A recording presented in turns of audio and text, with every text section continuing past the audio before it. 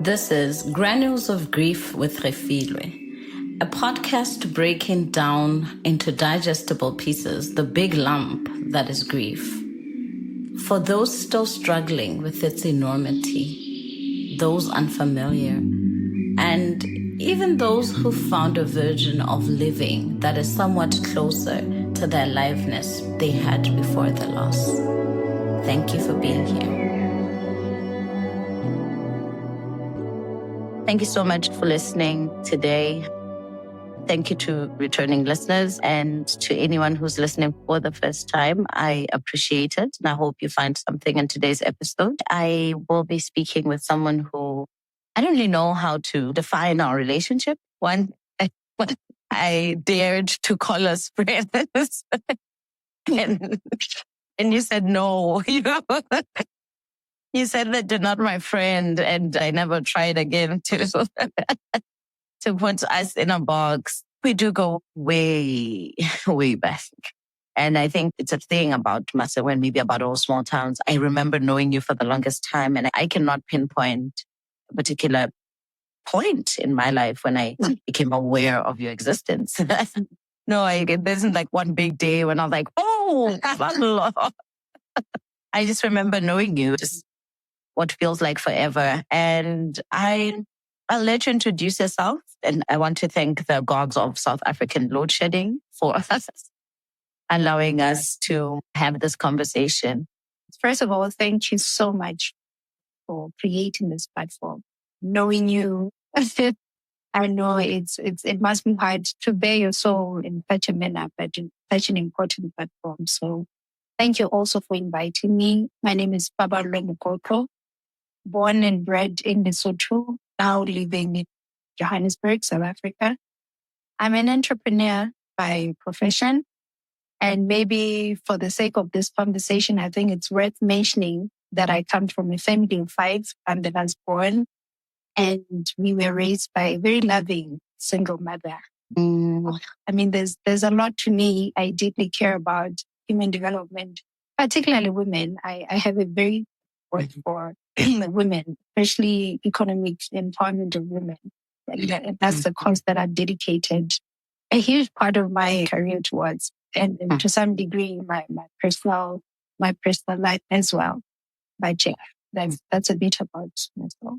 Thank you so much. And I do thank you for coming onto the show. And that's fine. I'm not going to thank you. It's payback for the day you said we're not friends. So that's payback. We're even now. That rejection. Thank you. I won't talk about how astonished I was when I saw your resume, simply because for this platform, we're counting more on your personal attributes, but you are a force of a woman, and I'm happy to have you today. You and I run the risk of digressing in any number of different directions, to be honest.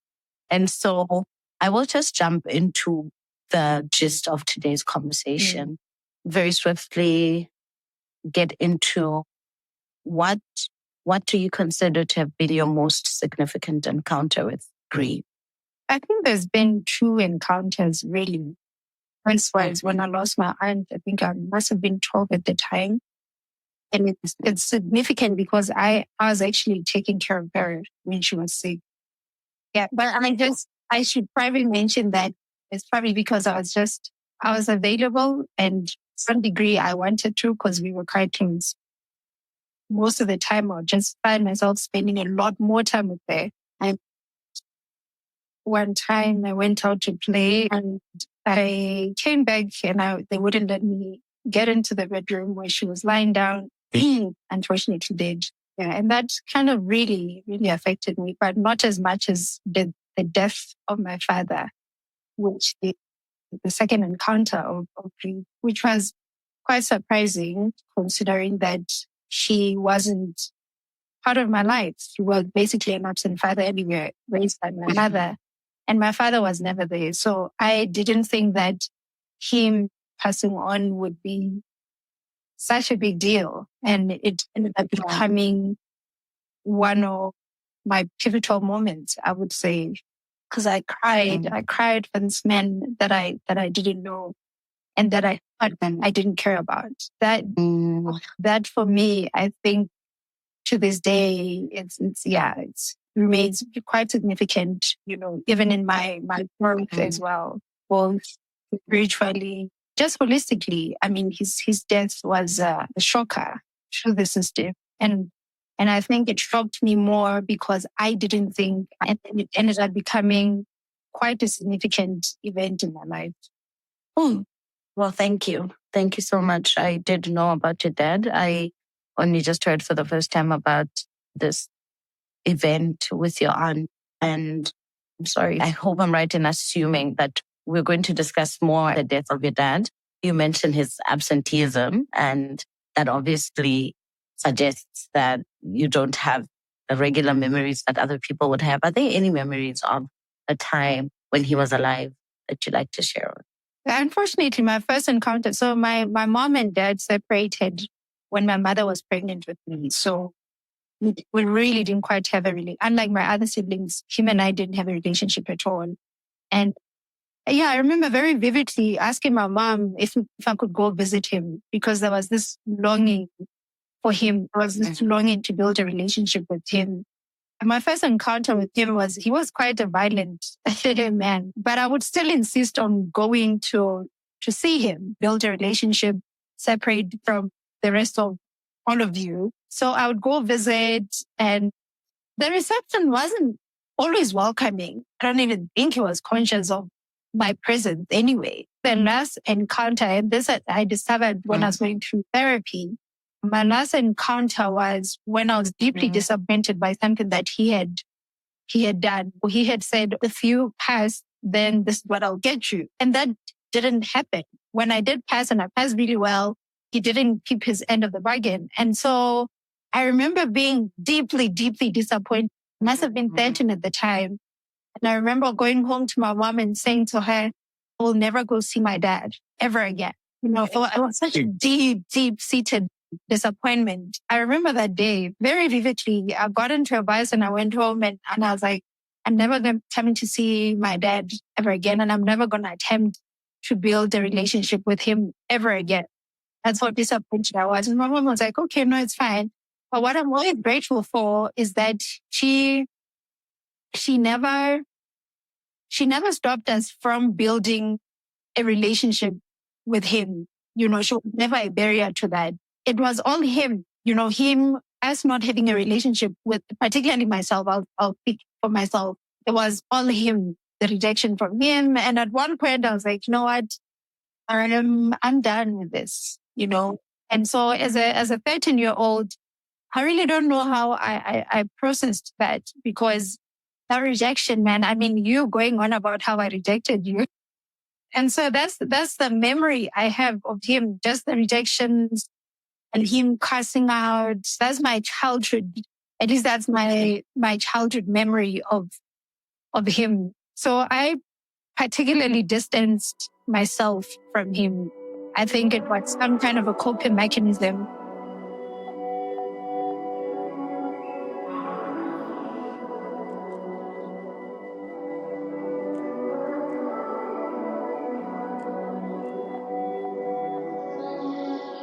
Later on, when he tried to reach out and to try and support us even financially, I think at this time I had completed my undergrad.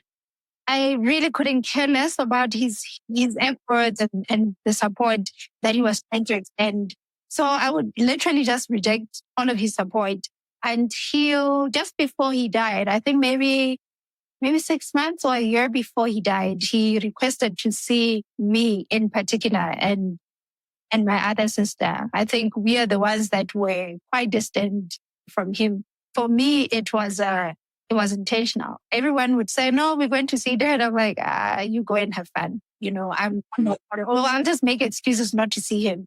And eventually he wanted to see us. And I remember seeing him lying down, and he was so desperate to talk about, I think he was just being haunted by the decisions that he had made.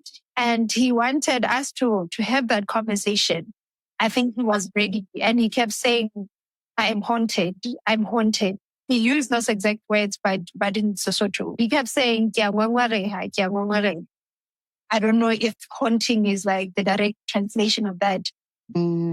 But you could see that he was suffering. He wasn't necessarily sick. I don't think but he was just being haunted by the life choices as well. Unfortunately, as an adult now, and this is the conversation I've always longed for, to just kind of understand why did you lead? Why did you choose the life that you chose? How could you abandon such a wonderful woman and, family?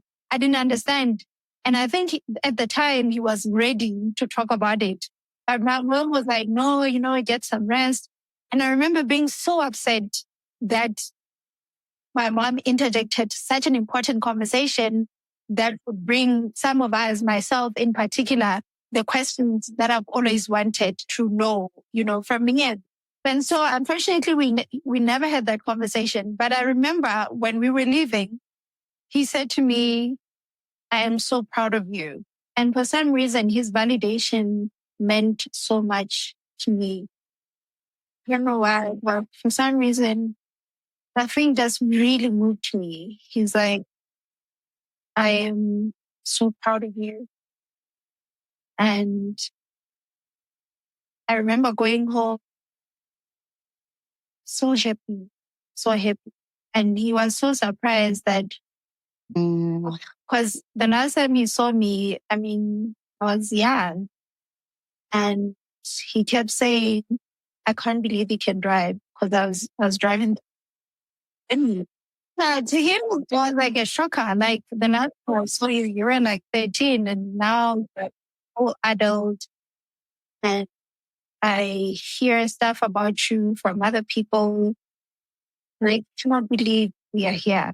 Can't believe you guys have managed to get to where you are. You graduated from universities and all of that. I think now that when I look back and try and psychoanalyze him, I think he never imagined anything better for any of us. So he kind of succumbed to the challenges that he was faced with at the time. I only really know bits of the story. So I am kind of just finding out at the same time as the listeners. And in your very articulate and in your very sort of well thought out and analyzed way. And it's really profound. All this, it's making me think. And every once in a while on the podcast, I hear something that makes me think. I hope people are listening, because ideally people live for their children until such time that their children can live for themselves. And in your situation, it happened in reverse. And this is I'm not shaming your dad at all. And I have no intention to do that. And I know you have moved beyond shaming him. I'm just saying that it's happening in reverse, where what your mom and you have propelled yourself forward. And now he's back, when it should have happened that he put you where you are and then went off to live his life. And I think it's so important. And I think that's why, although this podcast is called Granules of Grief, it's granules of so many things. And I really hope that the people who need these lessons while they're still alive get to learn from them, in memory and in tribute to those who are not able to learn the lessons, like your dad. Absolutely. I could go on and on, so I'm going to be very short. As I say, a particular thing I want to pinpoint is I see why you have so much awe for your mom, right? She's of force. And I think we're so used to single mothers that we now rarely stop. We don't stop as often as we need to say, what a mammoth task. So I know your siblings, what a mammoth task to bring you up to be the people that you are. Your mom did a stellar job. And for her in that moment, to show your dad compassion, to say rest, there's a lot to say. But yeah. My mom is just incredible. And that's just the tip of the iceberg. Because when he was now dying and sick, she took him in. Wow. Against our advice or suggestions. And like everybody was just like, let him die. We didn't care. And my mom was like, you know what? I'm just going to bring him home. I'm going to take care of him. And I remember being so offended, because at the time I was struggling professionally. I just had issues with my business. And I felt like all of the attention is going to this man and he doesn't deserve it. And I was actually very upset that my mom now decided to take the guy in and until he died. And during a very dignified funeral service for him as well. And not at a single point that did my mom speak ill of my father, even when I was trying to build a relationship with my dad. It's like, actually, it's fine. She always took him into consideration. I wonder what your dad would think.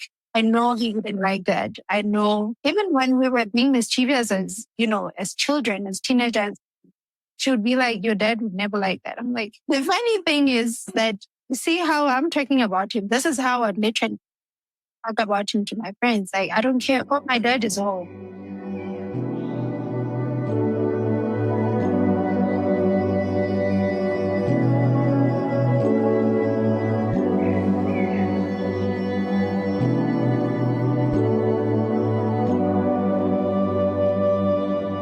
And even when he died, I remember my sister calling me. I had seen him. I think my sister drove in and he was lying on the passenger seat. And she was very frail, particularly. He was, I think that was the last time I saw him alive. And my dad was very sick. And I remember feeling nothing, absolutely nothing. Not anger, not compassion, nothing on the day before he died. And I just drove off and I went to my place. And the next day, my sister called me and told me he's died. What a relief, I thought. What a relief. And I remember calling my then boyfriend saying, hey, my dad just died. I'm going to go home.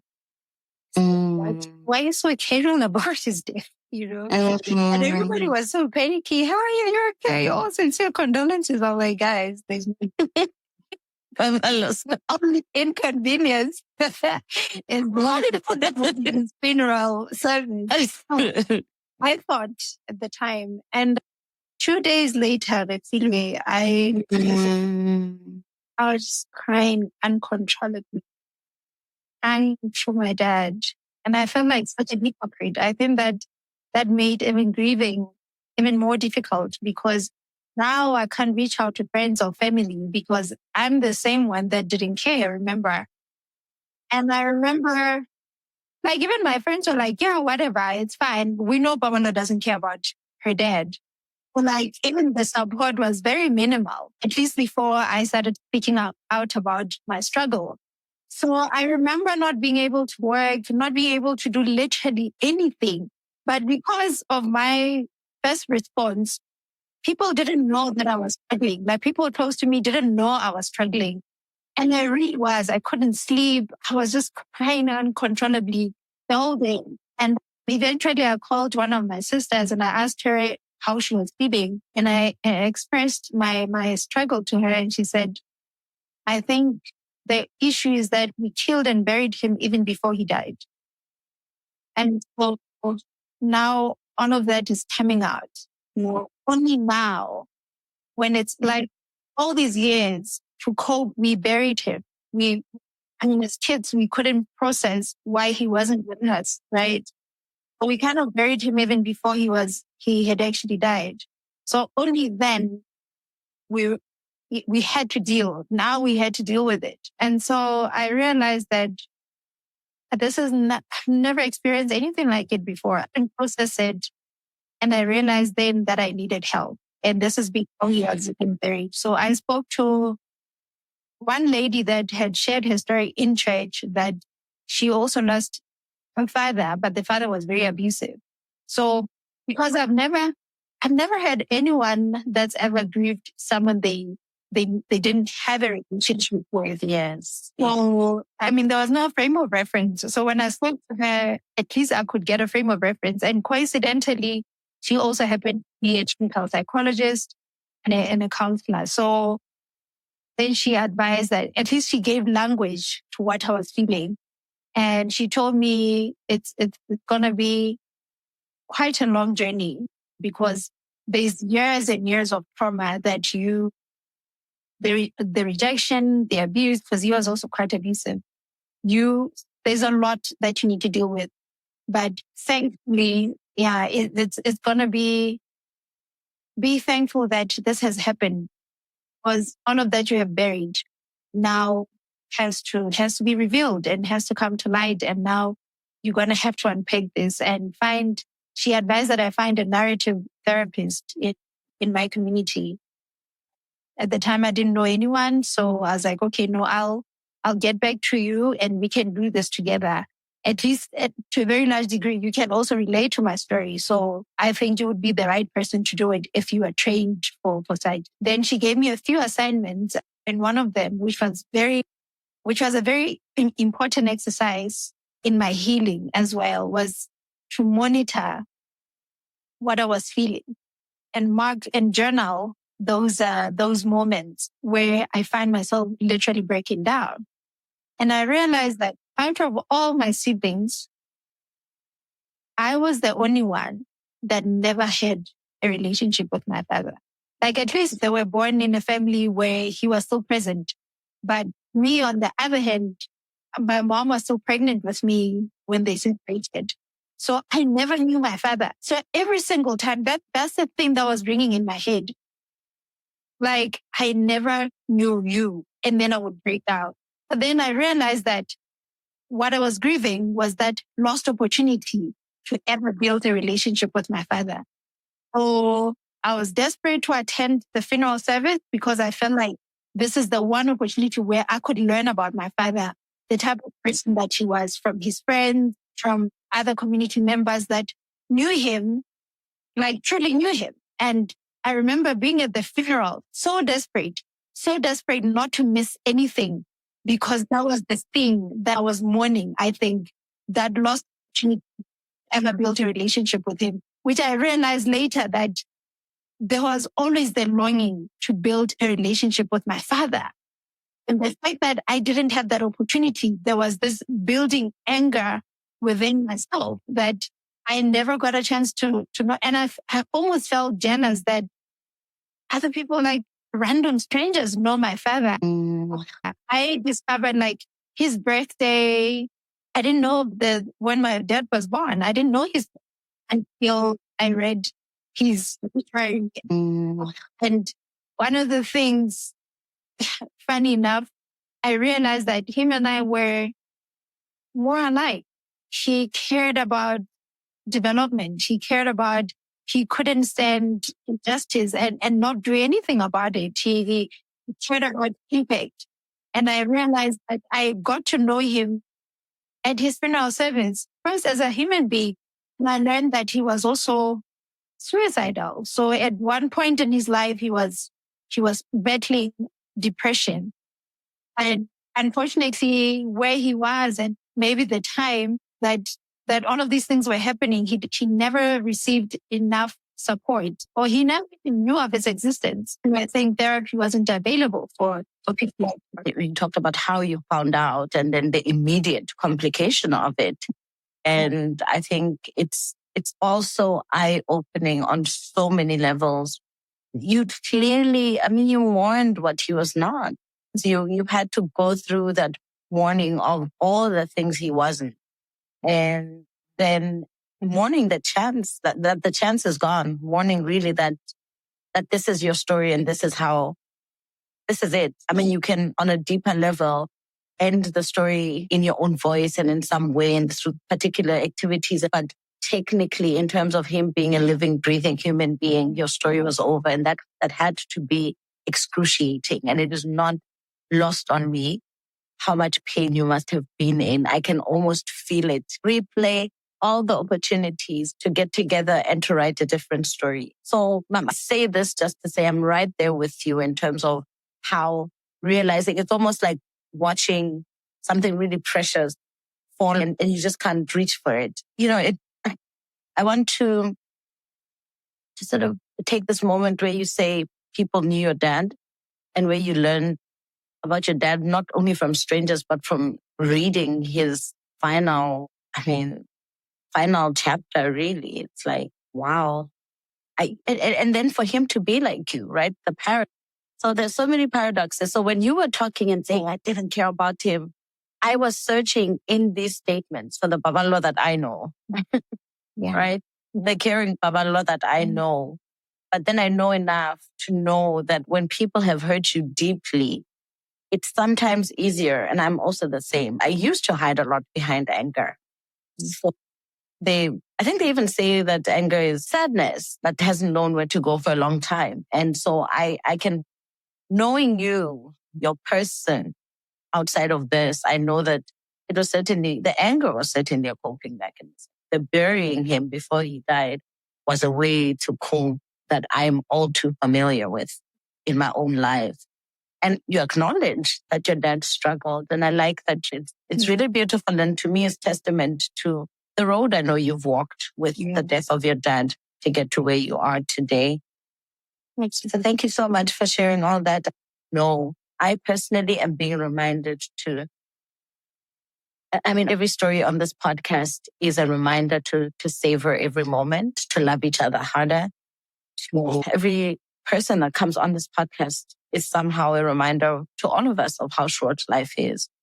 And your story is really no different in that it is a big, big, big reminder.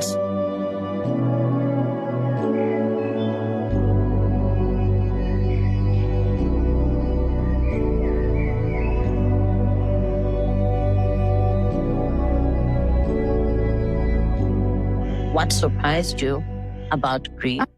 I would say how he was a different person to all of us. I realized that we were grieving him very differently. Like my mom was grieving a boyfriend, then husband, then a father to her children. How we related with him also was very different. That surprised me. Really, really surprised me. And the blessing in that is it opened up conversations, right? Amongst my siblings. One, like, I remember saying to my brother, oh, my childhood wasn't touched. And he's like, what? I had a different childhood. It kind of gave me an appreciation of how we all turn out different, although we were raised by the same people, same environment. Yeah. And also I think the surprising thing when I started becoming vulnerable and honest about my struggle, especially with friends as well, it opened up conversations which my friends and I never had before, like our own childhood traumas. And I think in a lot of ways, it really brought me closer to my friends. The connection really deepened because you can't help.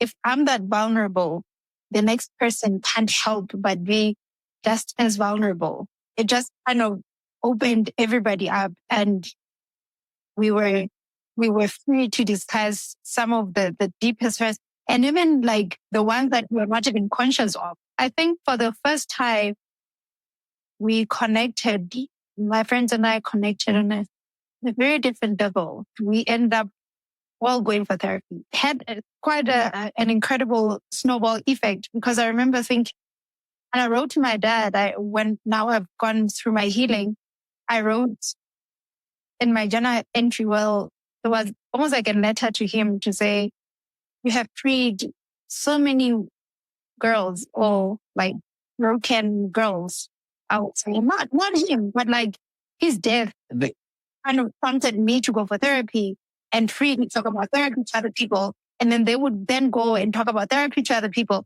And it kind of had that ripple effect of so many people coming out and being open about their own childhood trauma, even things that you don't even regard as trauma. And I was like, it is your spirit.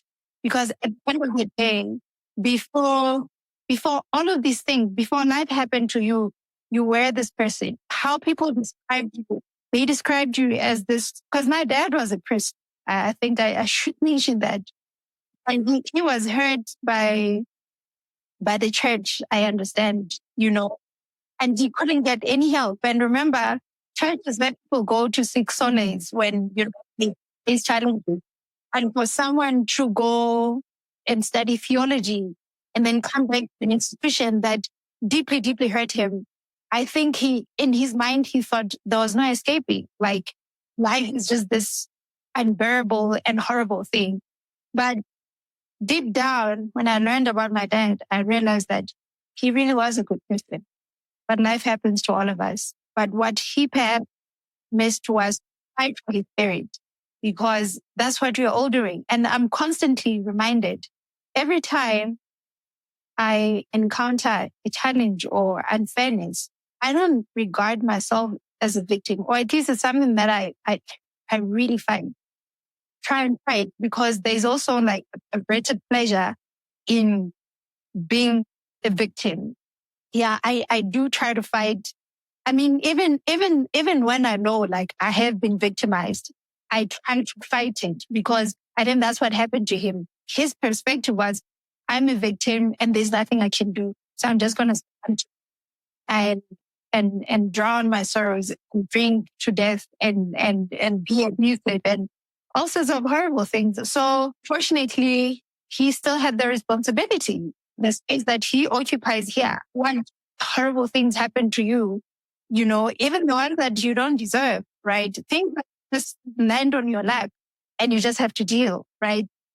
So every time I've handed, like an unfair situation, for me, it's like, man, you have to deal with it, because you can't end up like your father. Yes. This is what happened to him.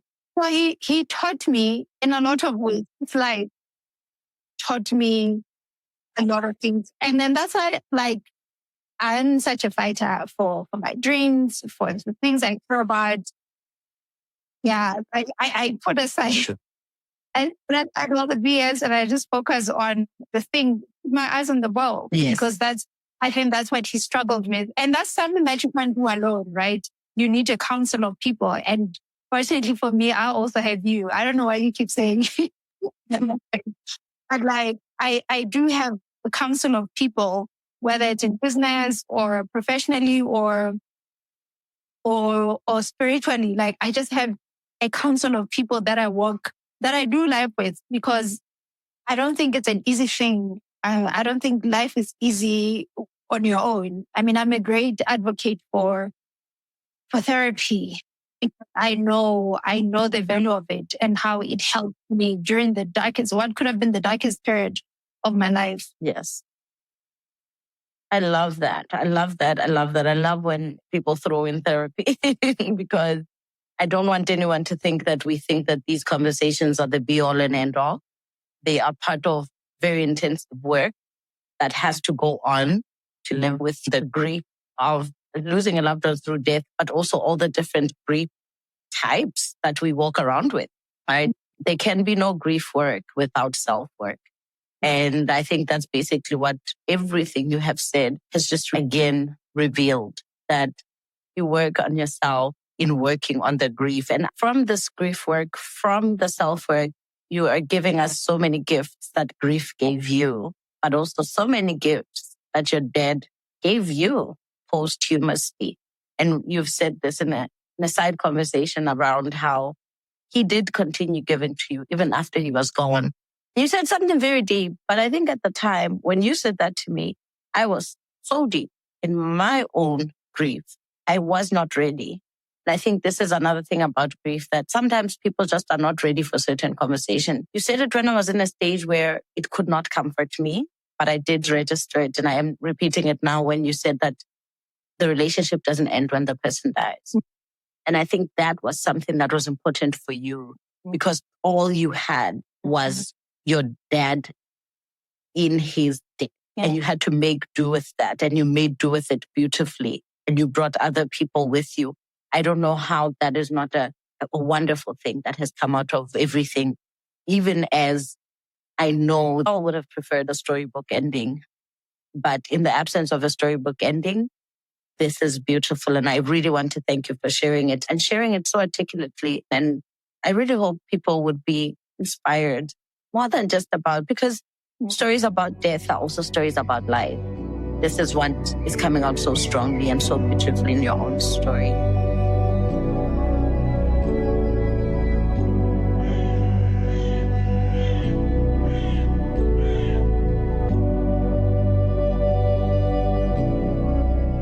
Apart from therapy and your support networks, is there a coping mechanism you want to talk about? I think for me was succumbing. And I think a lot of us try to be strong. I think I completely surrendered myself to the pain and allowed myself to feel all of it. And of course, I was afraid of pain. Nobody wants to go through pain, but that was the first step. I think that helped me. I completely surrendered myself to that. And the second one was writing to my dad. I felt like I was writing to him and I felt like he could hear me. And this is funny because in one of the letters that I wrote to him was, I know you can see who else is struggling in the family. Whatever it is, I know you can see wherever you are. So, and this is towards the time when I think my therapy was coming to an end and I was feeling this deep sense of relief. And I would dare say I had healed to some degree. So, and then I wrote that letter to him, and I think a few months later, one of my sisters, and nobody knew that my sister was struggling. Nobody knew that my sister was going through a very difficult time, and she ended up seeking therapy. And then she came back to me. She said, "Oh my God, I can't."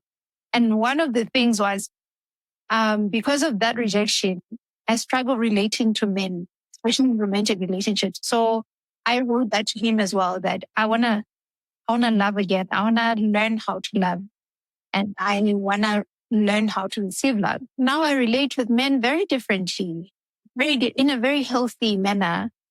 And when we don't get along, I don't regard it as me being like, there's something wrong with you, or like how I relate to men is very different. So I see a lot of things that I had written to him manifesting in my life. That's how I'm like, no, man, the relationship truly continues even beyond. Maybe that's just a belief, right? And maybe it's not a, but I do believe that in my life, it has manifested in a lot of ways. So that's another thing for me, was one, surrendering to the pain and just allowing yourself, because a lot of people are just like, oh, I don't want to go there. You need to, because you're only prolonging, the suffering. Yeah, you're only, and it's not nice. So for me, I surrendered to it. I journaled a lot.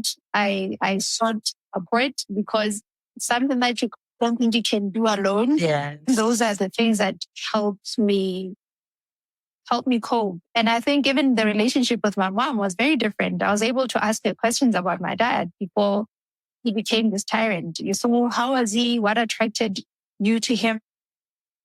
And now my mom and I relate very differently. First, my mother is a human being, is an individual. And second, my mom. So we relate very differently now. So that was another gift, to relate with people very differently, knowing that people are innately bad and good. So it's also helped me with how to navigate other relationships, whether it's at work. I see the struggle that other people face, maybe because I've been through therapy myself. But also another thing is that a lot of people, because of our childhood trauma, right, we don't want to take responsibility for messing up. And I like this about my therapist, because she said, okay, there was the childhood trauma, but these were the adult decisions that you made yourself. Maybe there was a bit of influence from the childhood trauma, from that broken little girl, but this you need to take responsibility for. So that's why maybe I took 2 years in therapy. And then I think now the second phase of therapy was me just dealing with some of the bad decisions that I had made and just facing my demons head on, and then taking responsibility for those decisions, and stop referring to, or if I was raised in, if my father was present, this and that maybe shouldn't have happened. No, you have to take responsibility for that. But it's hard. Again, it's very hard to take responsibility for your own bad decisions, the good and the bad, yeah. To be accountable despite the trauma. Yeah.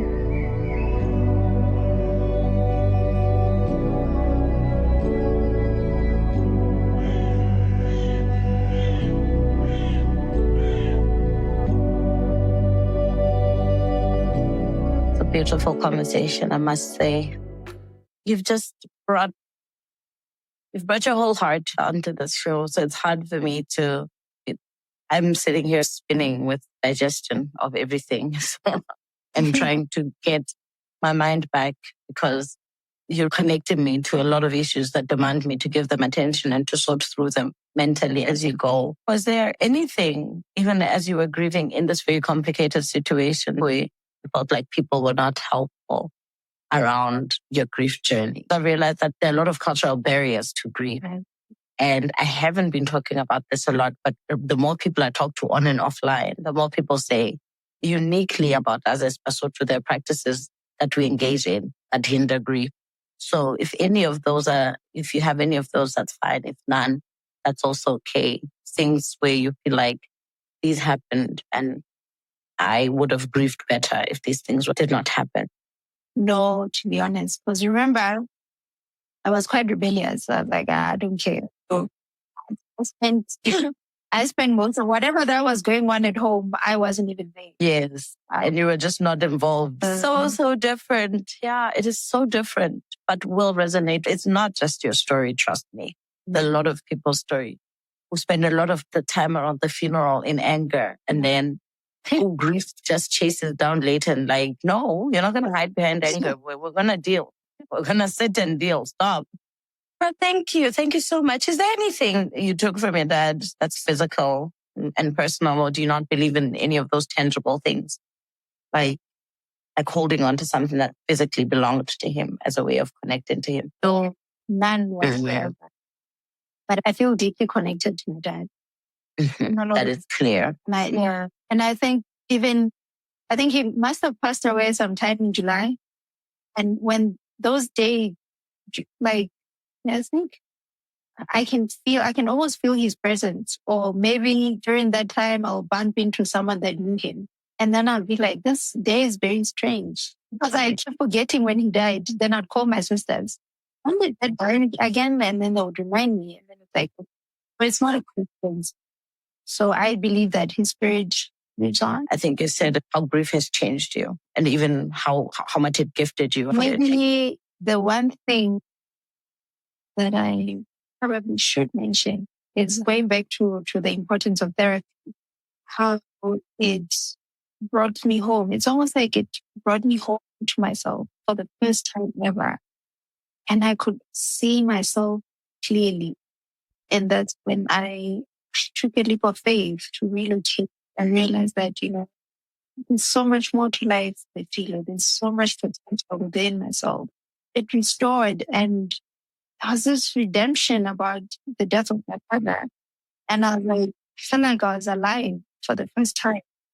And even going forward, as I face challenges, but they won't shake you as much as, when you haven't dealt with the previous trauma. So maybe we can also be more when someone dies or when we go through challenges and go through loss. Bear in mind that it carries with it a gift. Perhaps we don't know what that is and what it looks like. But if you completely surrender to it, and I know what this sounds like, Paballo, but it's true. I truly believe that in the moment we surrender, and I talk to friends who grieve, and I can't say I relate because in my case, I never had a relationship with my father. So I can't say I missed a particular thing about him, or now that he's not here, we can't survive. He wasn't a provider in any shape or form. But I truly believe that if we surrender completely to that pain, and it carries with it an incredible gift if you make it to that side, which I'm thank you. And I know what you're saying about it sounding like pie in the sky, but to me, I personally moved on from the point of wanting to not live anymore. Literally, I didn't want to live anymore. And I guess this podcast is one of those gifts.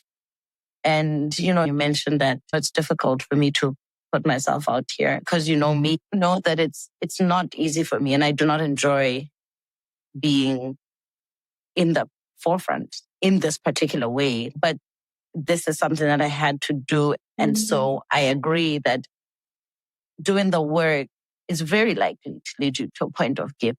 This is grief work, but it's also a gift. And I really want to thank you. I couldn't begin to imagine all the different directions that this conversation is going to take. I'm also hungry for all the conversations that can still be had from all the things that you said today that touch on the living, that touch on the dead, that touch on lessons for the living, and how we can find hope even when we can no longer salvage something with a person while they are alive.